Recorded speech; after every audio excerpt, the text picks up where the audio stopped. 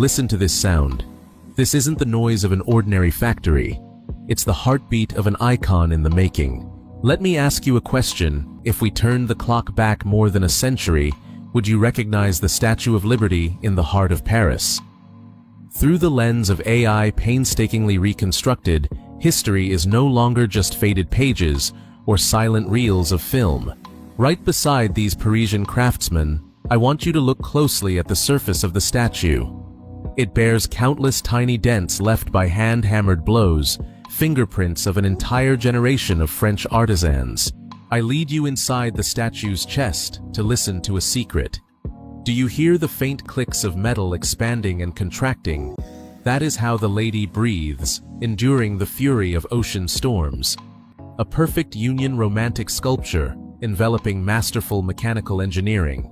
But look at Bartholdi's deep-set eyes in the corner of the workshop. I see pride intertwined with despair. As the statue rises ever taller, the project's funds run ever thinner. A symbol of freedom, now imprisoned at its birthplace, unable to cross the ocean for lack of money. Brace yourself, because now I'm about to take you to the most painful moment of all. The statue is dismantled into 350 pieces, lying silent in the darkness of a ship's hold, about to begin a life-or-death crossing of the Atlantic. The mad design, 1875-1880. I want you to forget just for a moment the image of a serene green-hued statue standing in New York Harbor. Come with me as we turn back time and stand amid the sweltering heat and dust of a Paris foundry in 1875. Look there, behind the haze of smoke stands Frédéric Auguste Bartholdi. Watch his hands smeared with clay carefully shaping tiny models.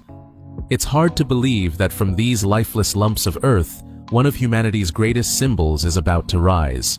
But let me take you closer, right up to the sheets of red-hot copper glowing in the firelight. This is where the madness truly begins. Can you believe it? The entire skin of this colossal lady is only 2.4 millimeters thick, thinner than 2 coins stacked together.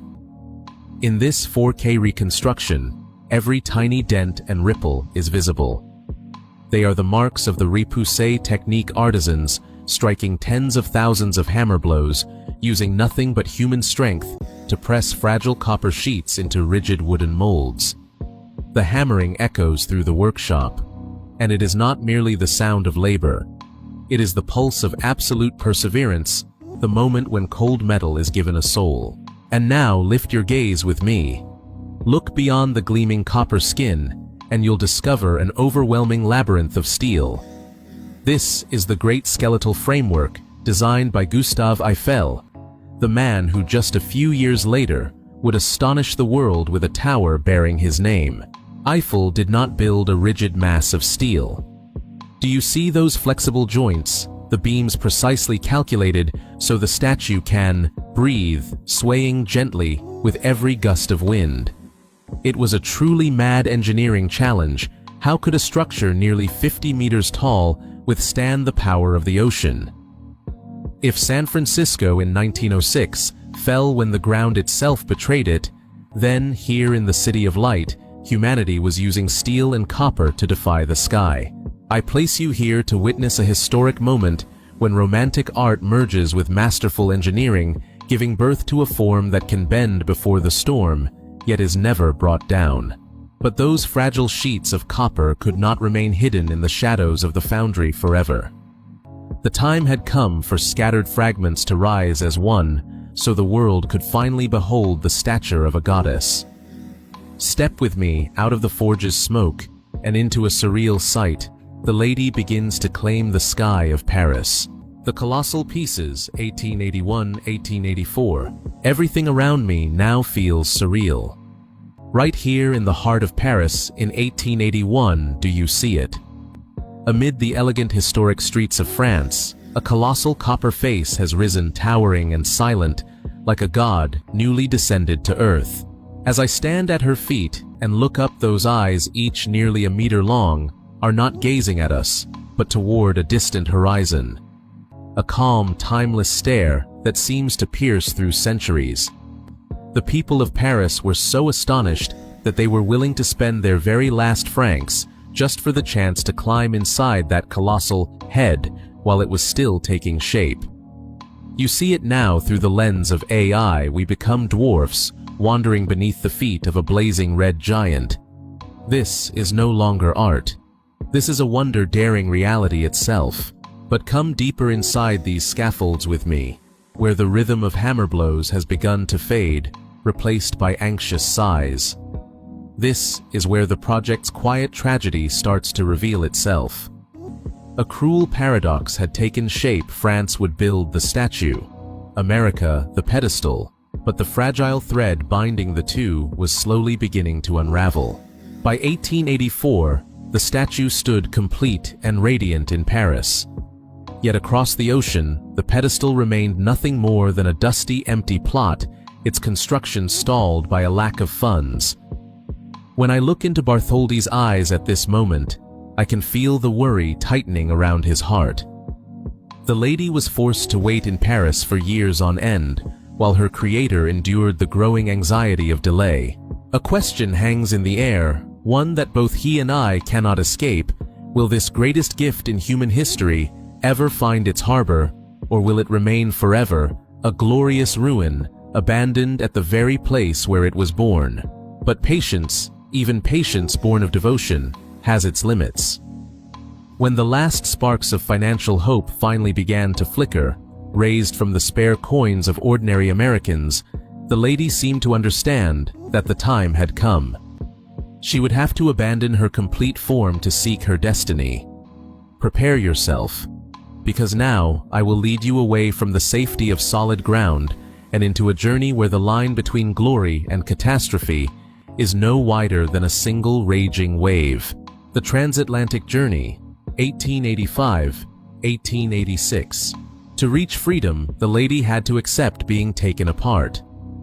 As you look upon this scene, both painful and filled with hope, 350 pieces of red copper from her solemn face to her proud torch are dismantled and packed into 214 massive wooden crates. All the pride of France now had to cross 5,000 kilometers of restless sea searching for a new home. Stand with me on the deck of the Isère in mid-May 1885. Do you see the savage waves of the Atlantic threatening to swallow this small vessel whole? Through this 4K reconstruction, I want you to feel the terrifying lurch as the ship heels up to 30 degrees under the force of the storms. Amid the roar of the sea and the creaking clash of metal in the hold, there were moments when the sailors held their breath in fear. I can feel the cold breath of seawater, the suffocating air inside the hold as we struggle to protect liberty from nature's fury. If a single wooden crate were to burst open, if even one copper plate were to be crushed, 10 years of effort would vanish into nothing. There were moments when it seemed the lady herself might sink to the ocean floor, becoming a permanent ruin beneath the waves, rather than a symbol standing on solid ground. But fate chose another path.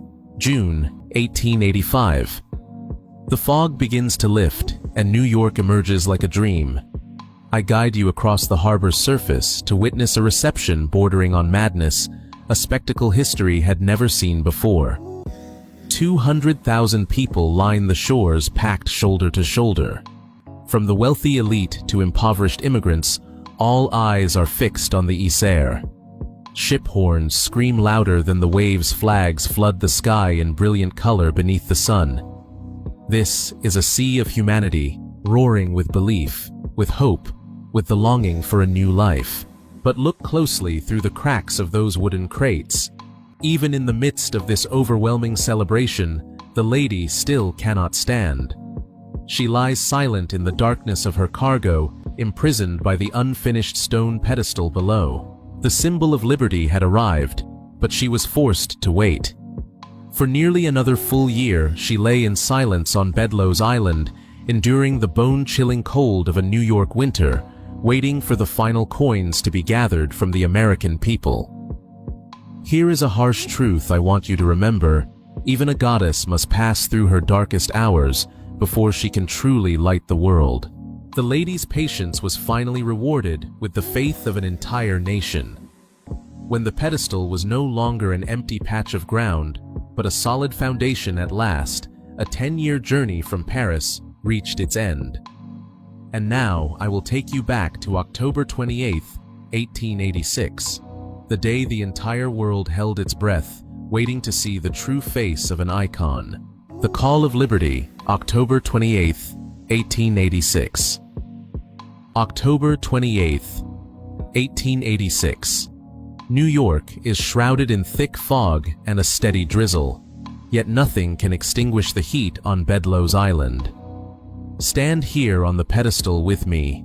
Do you feel the tremor beneath your feet? That is the heartbeat of millions of souls, all focused on a single point. At the top of the scaffolding, Bartholdi stands alone, his hand clenched around the rope tied to the veil covering the lady's face. He is trembling, not from the cold, but because 10 years of his life, 10 years of doubt and hardship, now stand just one pull away from immortality. And then, the moment arrived. Look closely with me. This is what modern history often forgets. The original Statue of Liberty was not green. In the light of that day, she blazed like a freshly minted coin, burning copper red, reflecting humanity's longing for freedom itself. I can feel the silence fall over New York Harbor for a few brief seconds before it is shattered by the thunder of cannon fire and a roar of cheers. Liberty had finally found her home, but her journey did not end there. I want to take you forward across more than a century of time. Look again at the 2.4mm copper skin we first saw in Paris. Under the relentless assault of sea salt, ocean winds, and time itself, that fiery red copper began to transform. This was a natural process of oxidation unfolding over nearly 20 years, giving birth to the iconic green patina we recognize today. That green hue is not a sign of decay, it is armor. A protective shield that allows her to endure standing firm against the cruelty of time.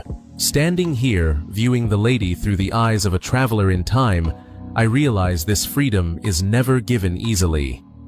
It is shaped from clay, hammered with steel, carried through storms, and built from the spare coins of the poorest among us. She is not merely a statue. She is living proof that when humanity has the perseverance to piece together every fragment of a dream, it can create a symbol that will illuminate the world for generations to come. More than a century has passed. The once red copper skin now bears the timeless green of age. Yet, even as her color has changed, the story of 350 fragments crossing the ocean endures, reminding us that the greatest achievements are sometimes born from the smallest pieces, so long as we have the perseverance to put them back together. I am truly grateful to have stood here with you beneath the lady, hearing once more the echo of hammers from Paris, and feeling the cold bite of the Atlantic's waves. History is not a collection of dry numbers on a page. It is a lived experience, one that you and I have just traveled through together. If this extraordinary journey moved you, please leave a like and subscribe to the channel. It's not just a way to support me, it's how we ensure that these great stories are never forgotten. Leave a comment below and tell me which great work you'd like us to explore together next. For now, the journey of the Statue of Liberty comes to an end, but countless other secrets of humanity are still waiting for us ahead. See you on our next journey.